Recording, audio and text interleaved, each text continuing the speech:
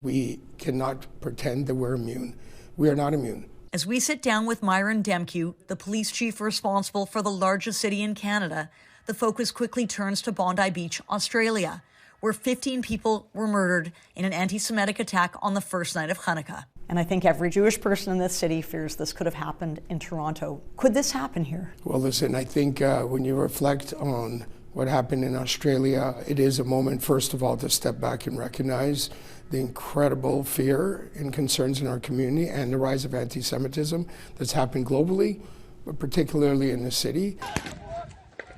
After October 7th, 2023, when Hamas attacked Israel and war broke out, the Toronto Police Service initiated Project Resolute to monitor events and demonstrations surrounding the Israel-Hamas war and ensure the safety of Jewish and Muslim communities. The chief says hate crimes are way up, and since then, hundreds of charges have been laid. Repeatedly, the most targeted group has been the Jewish community. That's been a trend line, not just in the last couple of years. That's been a trend line for many years. Demkiw says it's time to recognize the harm of anti-Semitism and what inaction can do. As the chief, I will tell you, I do have concerns around extremism and the rise of some of the rhetoric we see time and time again, whether it's on campuses or in other places. The chief says the attack at Bondi Beach is a call to action, not just for police and security officials, but for the community as a whole. If you know people who are making choices in their life that are dangerous, you know that there's radicalization or extremist views evolving in an unhealthy way, you need to reach out and tell someone. Reach out and tell someone. You just watched Toronto Police Chief Myron Demkiw in a year-end interview that took place in late December with a local television reporter. He lives in an alternate reality. Toronto, Canada is home to a Jewish community of more than 200,000 people. And on Myron Demkiw's watch, it has become one of the most hostile cities in the world for Jews to live and work. I grew up in Toronto and lived there for 50 years. I visit frequently and remain very connected to the city through friends, family, and professional activity. And I happened to be there on October 7, 2023, when the city erupted, at first, in joy, as the slaughter of Israeli civilians was ongoing. Islamists and leftist progressives celebrated. They celebrated the slaughter.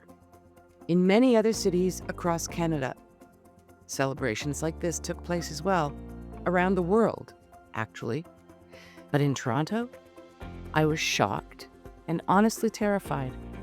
I wasn't surprised to see that there's anti-Semitism, but the ferociousness, yes. How it went viral in a snap, yes. Since December 2022, Myron Demkiw has been the chief of police in Toronto, the fourth largest police force in North America, after New York, Chicago, Los Angeles, and Toronto and Philadelphia are tied for fourth place. Chief Demkiw has declined to speak with State of Tel Aviv and beyond, in spite of several requests. But the invitation remains open, always. Behind closed doors, Chief Demkiw reportedly explains his approach to policing the ongoing violence targeting Jews in Toronto as one of keeping the peace. From what I can see, he's doing anything but. Jews will remain fair game in Toronto. And you think I'm exaggerating? Well, stay with us as we document in this episode the manner in which Toronto police have handled this incessant, unrelenting violence targeting Jewish Canadians. I'm Vivian Berkovich, former Canadian ambassador to Israel, longtime Toronto resident, and I believe that it is way past time to shine the light on those who are accountable but choose to duck and avoid their responsibility. Let's do this.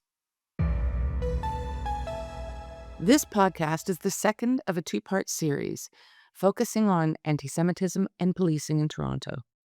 Home to more than 200,000 Jews. After Israel, the US, and France, Canada is the next largest Jewish community in the world, with approximately 375,000 in total. Most live in Toronto and Montreal. If you have not watched episode 1 of this series, I suggest you do so. It will give you a lot of helpful context and background. We had intended to publish this episode, part 2, on Sunday, December 14th. But, as you'll recall, that was the day that the Bondi Beach Chanukah massacre happened. So we waited. Then Iran happened. In this episode, we continue to focus on a November 5th attack on IDF Reserve soldier Jonathan Carton, who was in town to speak to a small group of Jewish students from Toronto's Metropolitan University. We discuss part of what went down on November 5th in part 1 of this series. You'll find the link to that episode in the podcast notes. Today, we focus on how the police handled that incident and others. What happened in Toronto in the immediate aftermath of Bondi was insane. Mere hours after the Bondi attack, Toronto police protected and facilitated the regular Sunday harassment of Jews in the north end of the city. This harassment of Jews included, on December 14th, a street performer with speakers and a microphone, and he belted out a song with original lyrics celebrating the murder of Jews, the destruction of Israel. We get into that in detail in this podcast. But first, here is local Toronto radio host and celebrity Ben Mulrooney, who also happens to be the son of former Prime Minister Brian Mulrooney. He's specifically addressing antisemitism in Toronto and what went down on December 14th, right after the Bondi massacre. This is not just an isolated event. Listen, the lighting of the menorah is happening in Jewish communities around the world. It happened on Bondi Beach, as it is happening everywhere where there is a Jewish community. So just because it happened there doesn't mean it cannot happen here. And a Conservative MP, Roman Baber, was at the lighting of the menorah here in Toronto. And let's listen to his description of the event. You would think that this would happen surrounded by peace and joy, not in Toronto. Right across the street, they're threatening me in real time, but I got news for them. I'm in a great mood because we just lit the menorah collectively, and bet you that regardless of whatever it is you do, we're going to light the menorah for another 2,000 years. There you go. Chag Sameach, everybody. Thank you. You can hear the protests happening across the street. And these aren't protests. These are, what are you protesting? This is a religious event. If this were to happen at any other religious event, those people screaming would rightly be called bigots. Bigots. And they would be marginalized, and rightly so. They are bigots. Full stop. And I want to go back to what our mayor said. To the Toronto Jewish community, I know the fear you feel is real. While celebrating your faith, gathered with loved ones, or simply being visible, you deserve to live freely, openly, and safely in our city. Madam Mayor, that is, I don't know if it's deliberately obtuse. I don't know how you square those two things. You have the power to do something about the bigots. You have the power to stop them from entering Jewish communities while all they are trying to do is celebrate their faith. You don't want to do it. And if you don't want to do it, fine. But you don't get to go on social media and deliberately mislead people that you care about them. You don't care about them. You don't.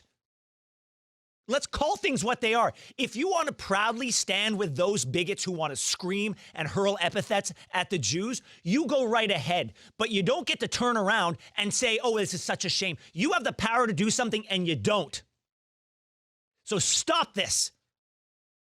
Stop calling something that it's not. You are not an ally of the Jews. You are not an ally of these Torontonians who just want to live in peace. You're not. You're doing nothing to help them. You're only making matters worse. And it is insulting to suggest that you care about them one iota. One iota. I've documented the surging anti-Semitism in Toronto and Canada for more than 2 years now. In late 2024, I did a mini-series focusing on what passed for policing and continues to pass for policing when pro-Hamas thugs descend on Jewish neighborhoods in Toronto. It's appalling. The links to those podcasts from last year are in the notes to this podcast. Since Bondi, I have written and published podcasts and articles dealing with the situation there and the stark similarities to the environment in Toronto, and I'll continue to stay on this story. All that distinguishes what happened in Sydney at Bondi Beach from Toronto so far is luck. Also on Sunday, December 14th, Prime Minister Mark Carney at the Chanukah candle-lighting ceremony in Ottawa. Here's what he had to say. Resilience of the Maccabees. That spirit, tragically, sadly, has had to be drawn upon for millennia. Tragically and sadly, shamefully and persistently has had to be drawn upon right here in Canada over the course of the last few years. The government will always stand with you contre la haine, against hate, l'intimidation. bullying. Mais c'est pas suffit. But it's Ça ne not suffit enough. pas. It's not enough. It is not enough to protect the Jewish community. It is not enough for Jewish Canadians to live without fear. Canada is not Canada unless all members of the Jewish community can fully participate in all aspects of Canadian life. This is about thriving. This is about taking the light and spreading it today across our country and through generations, so that this is the last generation that has to struggle against hate. Mark Carney has presided over a period in Canada when extreme anti-Semitism flourishes. His policies and actions, domestically and internationally, have created an environment in Canada in which it is not only acceptable to demonize Jews, but seems to be encouraged. Carney is unfazed by the toxic, widespread Jew hatred in Canada. He does absolutely nothing to address it. Virulent anti-Semitism has taken very firm root in Canada's largest city, Toronto. Sydney has a community of 50,000 Jews, more or less. Toronto, more than 200,000. We will be looking carefully in this episode at the way in which the Toronto Police Force has overseen this period of constantly intense and increasing anti-Semitism, the incitement to violence and hatred targeting Jews. The tragedy of Bondi is that it happened, and it was also so easily avoidable. And that is compounded by the fact that it could happen again in so many places in the world where Jews have lived peacefully and peaceably. Shepherd Plaza is at the intersection of Bathurst Street and Shepherd Avenue. The surrounding neighborhood is heavily Jewish. The shops at Shepherd Plaza cater to Jewish tastes. Since October 7th, Canadian Jews have assembled every Sunday afternoon at Shepherd Plaza to show their support for Israel and their Jewish brethren worldwide.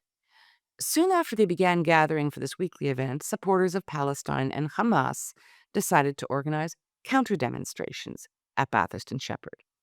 Week after week, they shouted hateful slogans at the Jews and their supporters. They blasted offensive chants on loudspeakers. They harassed Jews going about their lives quietly. Often, they would venture into the plaza to bully, taunt, and threaten Jews. I covered this ongoing event in a series I did last year. Since that time, the situation has worsened considerably, to the point that on Sunday, December 14th, hours after the Bondi massacre, the Jew haters in Toronto not only showed up at Bathurst and Shepherd, but they blasted this song. They sang in Arabic on the street with loudspeakers, and the police, They stood around. They did nothing. I'll show the video clip now of the Islamists inciting violence and hatred openly under the watchful and protective eyes of Toronto police officers. As we show the clip, I will read in English the lyrics that they're singing in Arabic. By force, we will teach you a lesson. By force, we are going to show you.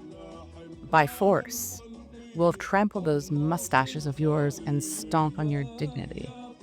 By force, we came to your checkpoint. By force, we will smash your head. And my mother is Palestinian.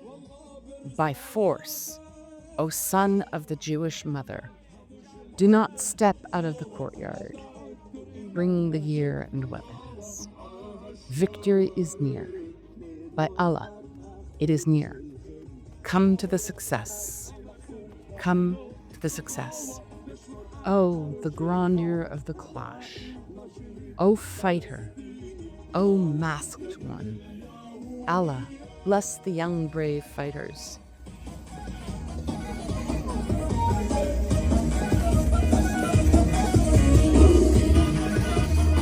Those lyrics I just read are a sample. You get the drift. That was sung, that song, in Toronto on Sunday, December 14th, hours after the Bondi Beach Chanukah massacre, under police protection. Today, we continue to focus on the attack on IDF reservist Jonathan Carton that took place, as we mentioned, on November 5th. We delve into the broader environment in Toronto that makes it possible for a Jewish man like Jonathan Carton to be attacked in broad daylight. He was set to speak to a small group of university students in downtown Toronto. How is it that he could be violently attacked by a masked mob, screaming for his death, an attempted lynching, as one woman who attended the aborted event termed it? How can all this happen in broad daylight in downtown area of Toronto, crawling with police officers? So let's now go back to November 5th and take a careful look at some key elements, what went down that day. In the moments immediately following the violence in the attack involving Karten and others, 5 individuals, all women in their 20s, who had been masked and wearing clothing to conceal distinctive physical traits, including gender, were arrested by Toronto police in a nearby subway station, and they were charged with various offenses, including forcible entry, member of an unlawful assembly, obstruction of a police officer, and assault of a police officer. 1 week later, on November 12th, 26-year-old Khalil Ibrahim was charged with forcible entry, unlawful assembly while masked, property damage, and interference.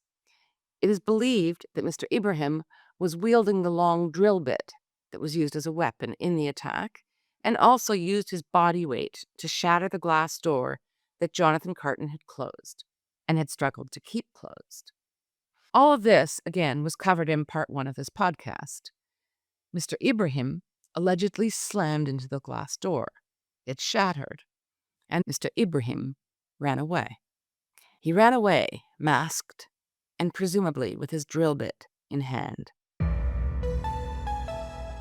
Khalil Ibrahim has something of a past with Toronto police. He was arrested and charged previously in April 2025, charged with arson, possession of an incendiary material for arson, and common nuisance. Why? Well, as you can see in the photograph on the screen now, that's Khalil Ibrahim. He's alleged to have climbed a scaffolding outside the Israeli consulate in Toronto, doused an Israeli flag with a flammable liquid, and set it alight. Flames fell on the protesters below. That matter has not yet gone to trial. Okay, back to November 5th on Elm Street, where the Toronto Metropolitan University students and Jonathan Carton had gathered. After the protesters had been cleared out of the premises, a police officer asked Jonathan to tell him what had happened. We're going to show you a clip now where Jonathan is explaining the details sequentially to the police officer as to what transpired that afternoon. Right now, just make sure no one steps in and out of the crime scene, so that will be a crime scene. How did this happen? I was on the other side of the store. They were on this side of the store. 4 or 5 of them. They were pushing through the door. This is a glass door. I was on the other side. Everyone was against the wall. And I was holding the door closed. As everyone was trying to push through the door. It was 4 or 5 of them, and I was holding the door. And one of them pushed through the door. Right? And then broke all of this. Right? And then I went through the door. I basically went through the door. 2 people made it inside. 2 people made it inside, yeah. And then I tried to grab the guy that pushed through the door, and he ran away, and everyone was continuing yelling and posing a threat, and then he knocked me after he broke my glass. As you can see, Jonathan is very cool and controlled. In the next clip, a police officer asks Jonathan if he believes he was targeted by the mob. Here's his response. Do you feel it was the event that was targeted, or were you targeted personally? I think it's both. I was targeted as a Jew, as an Israeli. I think the event was targeted for being supportive of the state of Israel. It is worth noting that not a single one of the masked individuals who has been arrested since the incident on November 5th has been charged with a hate-related crime. Not one. You've seen the video evidence. You've seen the clips. What do you think? In the week after the incident, here is a clip of the shrieking masked activists. They've broken into the meeting space arranged by the Jewish students, and they've done so with what appears to be the sole intention of disrupting and terrorizing. When asked to leave several times by the students and by Jonathan Carton and the proprietor of the space, they refused to leave. They just refused. So, in order to secure the space and protect the students, Jonathan Carton literally picks up the protesters one by one and moves them to a room where they remain until police arrive on the scene. Watch this. These people caused the damage over here. They assaulted me and they broke our own property. So now I'm going to physically remove them from the premises.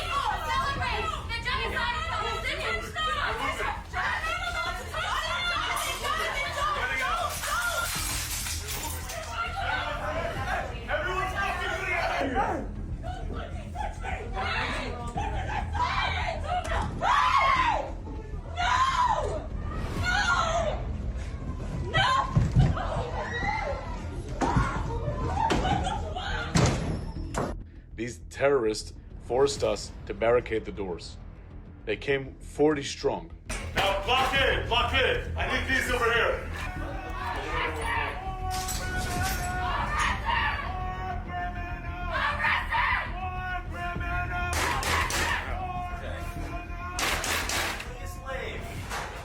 Why are these activists so bold?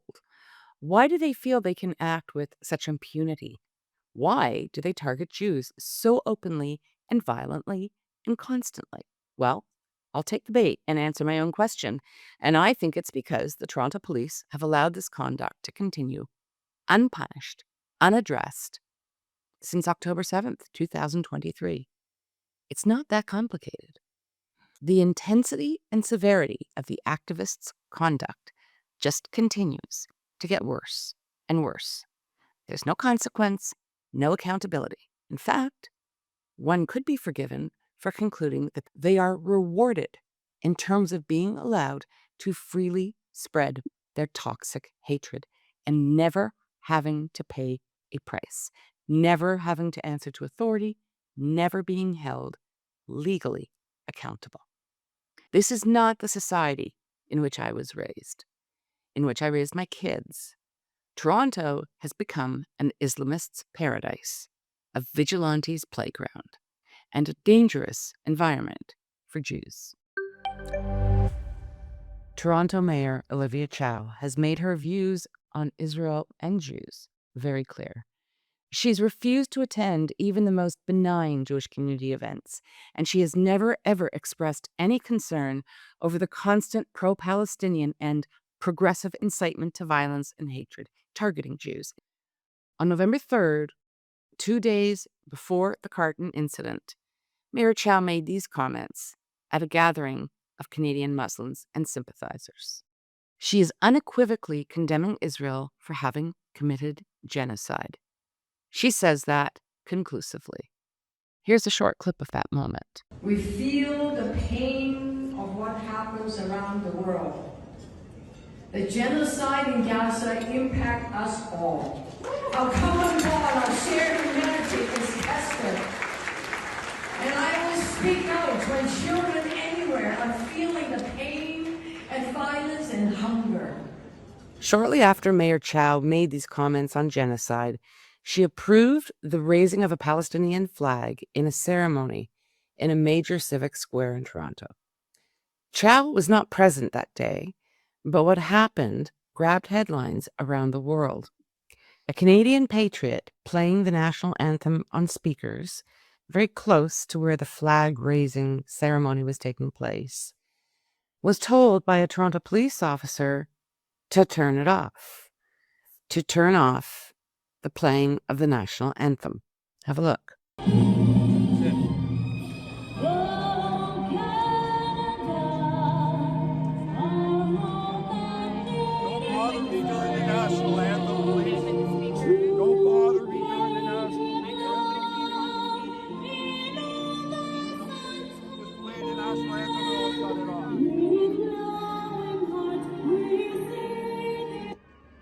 Excuse me, don't touch my property, first of all.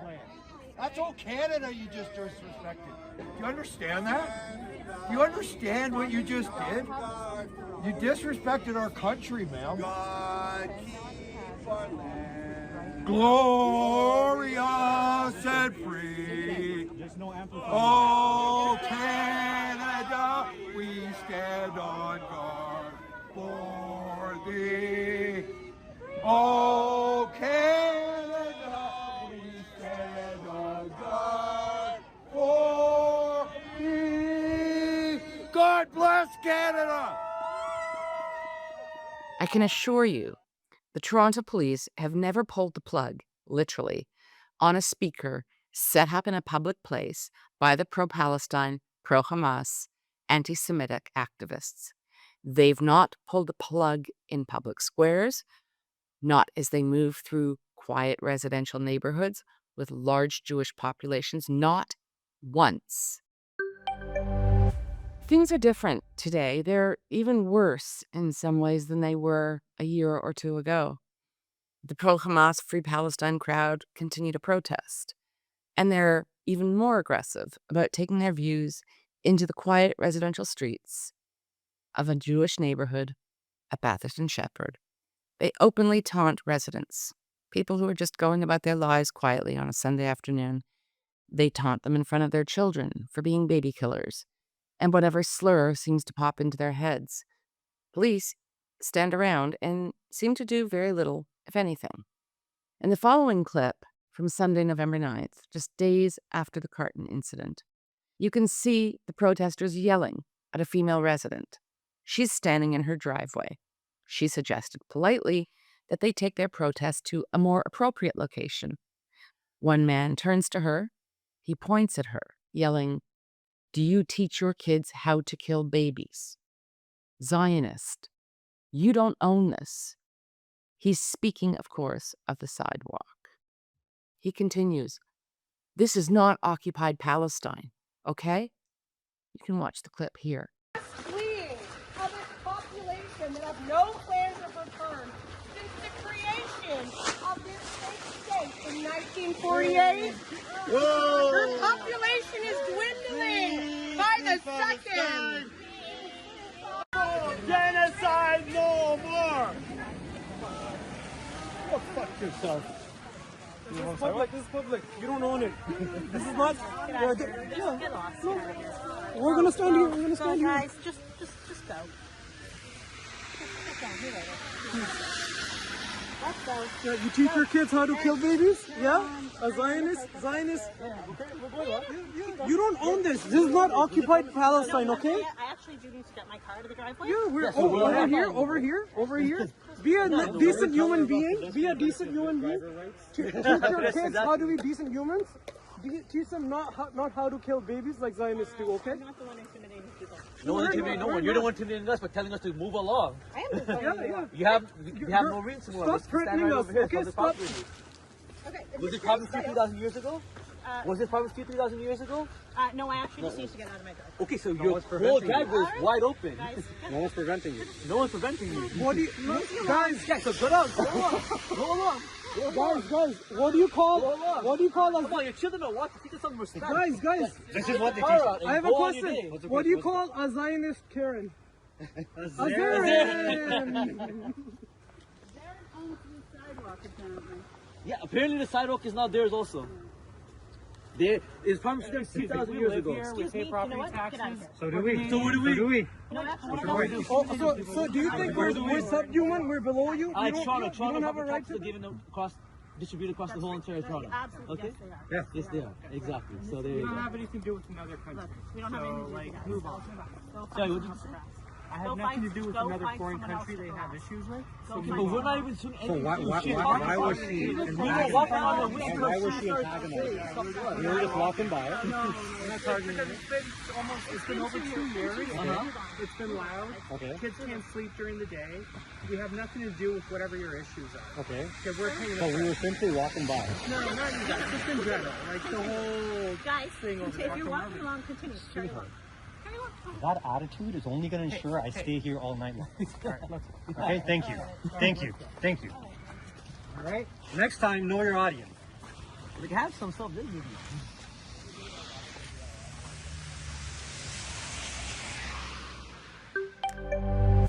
Here we go again, Sunday, November 23rd. Protesters returned to the same neighborhood. I've selected some choice clips to give you a feel for what went on and what goes on. Here's another one. We see an inspector with Toronto Police, a senior law enforcement officer engaging, I'm going to say, a little rudely, but only so with the Jewish people who showed up to voice their strong disgust and concern. As always, they were peaceful, but Inspector Cavallo, pictured in this video, lost his cool with the Jews. He did not do this with the pro-Hamas crowd. Week after week, they are coddled. It's just the Jews who are told to go away in their own neighborhood. The Jews can't walk on the sidewalk because Inspector Cavallo, well, he's had enough, as he says. Here's the clip.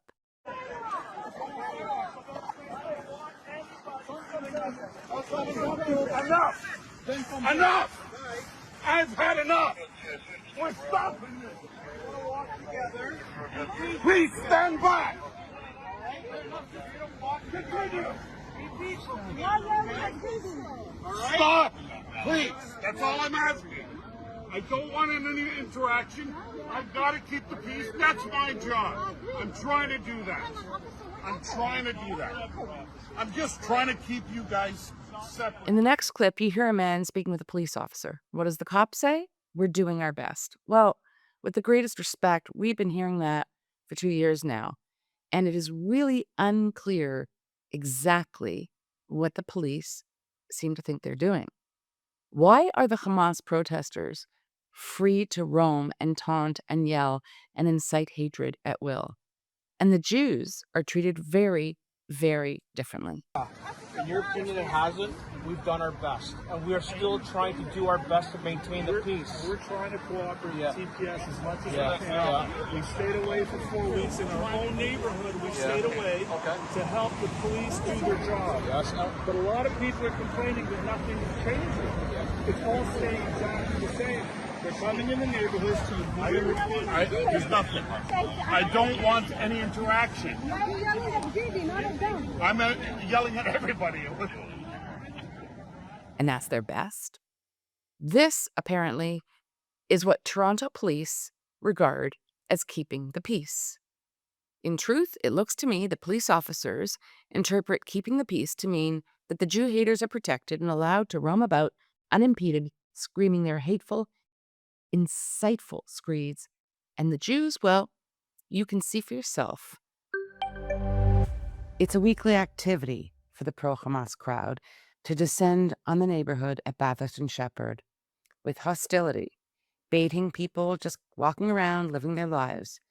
The constant anger and aggression that they visit upon this neighborhood is indescribable, and nobody does anything to stop it. Here's yet another clip from the same area in November 2025. There are hundreds of videos like this. And the police, what do they say to the Jewish man walking on the sidewalk in his neighborhood? "We don't need you here," as he directs him to leave. Why'd you pull over in the first place? Why did he pull over in the first place? Why did he pull over in the first place? They had a cardiac surgery. Good for you. Why don't you come sometime over there? Yeah. Oh, is that a threat? I'll help you out. Is that a threat? I'll help you out. Is that a threat? No, it's not a threat. Is that a threat? I'll help you out because I'm a human being. What's your name? Because I'm a human being. What's your name? We don't need you here. The police never tell the masked thugs who come to the area with the sole purpose of intimidating and harassing Jews. They never tell them to leave. How about starting with removing the mask and sunglasses? There are so many ways in which the law could and should be applied in Toronto and across Canada to deal with this incitement to violence, hatred, and harassment of Jews. But it is not dealt with. Just in case Chief Demkiw or Prime Minister Carney are listening, Criminal Code, Sections 65, 66, 251. You can start there. Or the Preventing Persons from Concealing Their Identity During Riots and Unlawful Assemblies Act. Could it be clearer? Are these assemblies unlawful? Pretty sure they are under the statute. If there was any political will, and if the law enforcement community gave a fig, they'd have interpreted these provisions collectively and managed the Jew hatred that they have instead allowed to metastasize. The Chief of Police, the Mayor of Toronto, the Premier of Ontario, and the Prime Minister of Canada have all made decisions not to deal in any meaningful way with rampant and intensifying antisemitism. All levels of government and the police blather on about freedoms, freedom of expression, speech, assembly. They knowingly misrepresent to the public the scope of such freedoms. No freedoms are absolute. They are all subject to being limited when they encroach on the freedoms of others. That's the basis of the Canadian Charter of Rights and Freedoms. Balancing. I won't even get into the myriad civil statutes that could and should have been applied to manage this ongoing violent Jew hatred. But no, a decision clearly has been made that the freedoms of the pro-Hamas masked Jew haters in Toronto and elsewhere in Canada are paramount. You can see for yourself how the police treat and speak to the Jews. Draw your own conclusions. Believe it or not, there's more. I know I'm throwing a lot at you, but trust me, these are just the choice bits. It seems that most people have been hoping that it will all blow over, magically go away. But if you look at the demographics of Canada and Toronto and the ideology of our governments at all levels, there is no reason to be optimistic. Not being negative, just pragmatic, looking at the facts as they are, not as I prefer them to be. On November 10th, just after the Jonathan Carton Toronto Metropolitan University incident and the march in Bathurst Manor, radio host Greg Brady discussed this issue of the repeated incursions into Bathurst Manor, the neighborhood, by anti-Semitic protesters. He had on hand a former very senior Toronto police officer, Hank Idsinga, and the president of the Toronto Police Association, Clayton Campbell. We've edited the clip to focus on their comments regarding the fears among Jewish people in Toronto. Have a listen. I think the response has been dialed back a little bit, and I don't want to see it, and I don't want to see these protest groups in the residential neighborhoods of the Jewish community growing at all. Like I said, it's terrible, and I've spoken to people in the Jewish community. They're afraid to go out for walks at night. They're afraid to go for walks during the day. Yeah, that should not be happening in this city whatsoever. This is where I come back to. I understand the frustration. I actually don't understand. I feel for the frustration with the Jewish community when they're having this in their neighborhoods. I wouldn't want it, and I would be scared, and I wouldn't want to go for walks with my children if this was going on either. Please don't put your frustration or focus on the men and women on the ground trying to do their best. This needs to be escalated up to ultimately the chief and the command and the decision makers to say what are they going to enforce. I think it's one thing you saw in the report that came out that said officers are fearful of making decisions because they'll be blamed for decisions that aren't supported, right? They wouldn't be supported by commands. This fear that they speak about is a direct consequence of the way in which Toronto police, under the leadership of Myron Demkiw, have approached law enforcement when Jews are involved. In fairness, the rot that we're talking about in Toronto is widespread in Canada. University administrators have parroted the kinds of lines that are used by police. This is about free speech, they say. They love to talk about free speech, freedom to protest, etc., etc. And they know well that these freedoms are not absolute and that they are being abused and used to incite hatred and violence targeting Jews. One would surmise that many of these events and much of this conduct satisfies the threshold for criminal code offenses in Canada. But the police seem to be reluctant to invoke these provisions when it comes to protecting Jews. There's an organization working hard to draw attention to this two-tier society, which prevails now in Toronto and many places across Canada. Again, when it comes to Jews. The Alliance of Canadians Combating Antisemitism is a not-for-profit organization that brings together many Jewish groups or those who support Jewish communities and Jewish people. It puts them under one umbrella, and it was co-founded by two very seasoned and highly regarded criminal lawyers, Rochelle Dierenfeld and Mark Sandler. In the week following the November 5th incident, Mark Sandler published two very sharp statements in the organization's weekly bulletin. One of these memos included an open letter that Mark Sandler had written to Toronto Metropolitan University President Mohammed Lashi. Here is an excerpt from Sandler's open letter to Lashi. Your administration, he writes, has shown no meaningful commitment to fostering an environment where all members of the community can safely engage in respectful dialogue. Jews cannot even express support for the existence of the State of Israel without adverse consequences. Some members of the TMU faculty have been complicit in marginalizing Jewish students, faculty, and staff. And that same week, in his report to Alliance subscribers regarding the November 5th incident and the initial 5 arrests, Mark Sandler summed up the boundless tolerance and enabling of vicious Jew hatred in Toronto. I'm reading straight from his dispatch now, but you'll see it on the screen in a moment. The attackers will absolutely fall back on the allegation, he writes, that Israel is committing a genocide and that all IDF soldiers are war criminals.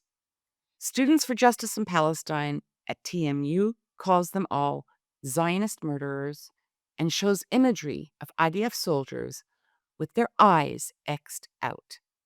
Simply put, Sandler continues to write, there is no shortage of space or tolerance on TMU's campus for anti-Israel activists to make these allegations, even when they rise to the level of hate speech.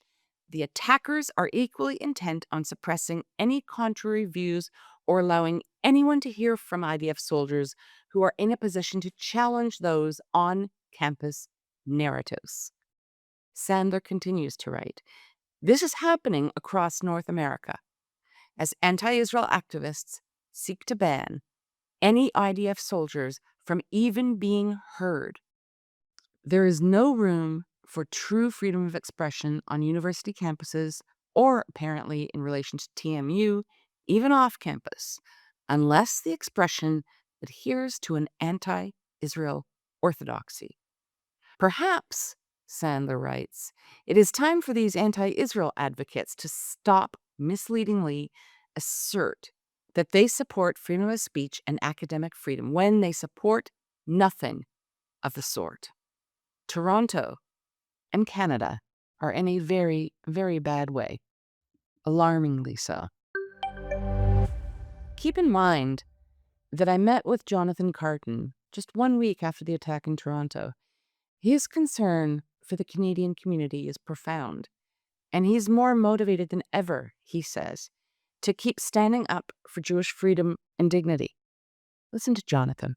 For me, it's important to fight this age-old hate, the same hate that my grandparents survived, that my parents maintained to protect us from, and that now our generation has to take up the mantle and do the same.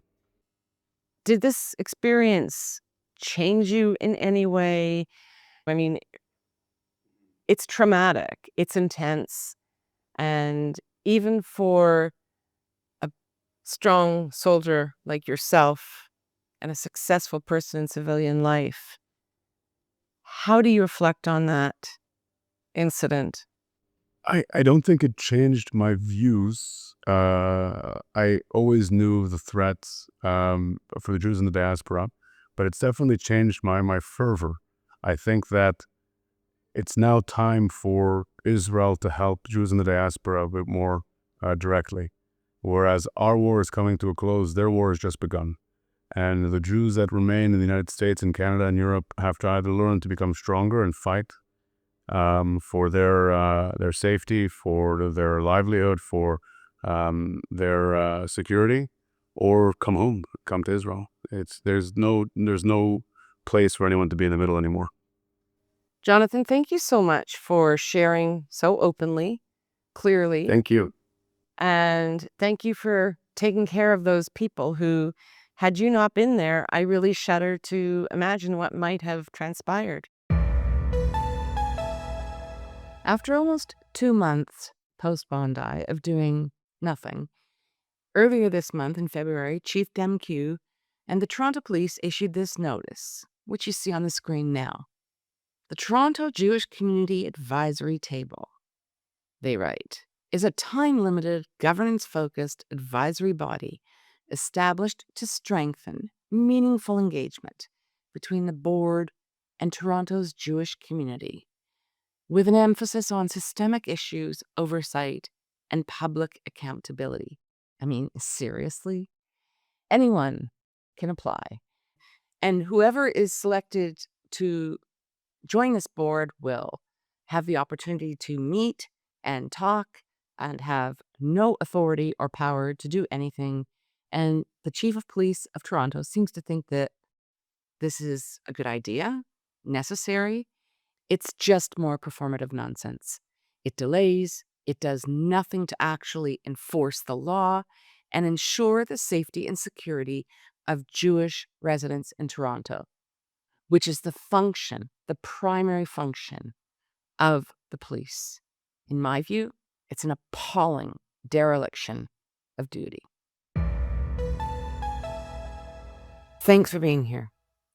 And I'd like to acknowledge the generosity of my dear friend and supporter of State of Tel Aviv and Beyond, Andrea Marcus, for generously sponsoring this episode, as well as part 1 of this mini-series. Andrea is a proud Jewish Torontonian and wildly talented artist. So thank you, Andrea, for helping us to get this material and information out to the public in Canada and everywhere. We have viewers and listeners all over the world.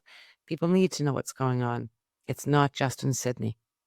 For those of you watching and listening, if you're interested in sponsoring a future podcast episode, please contact me directly.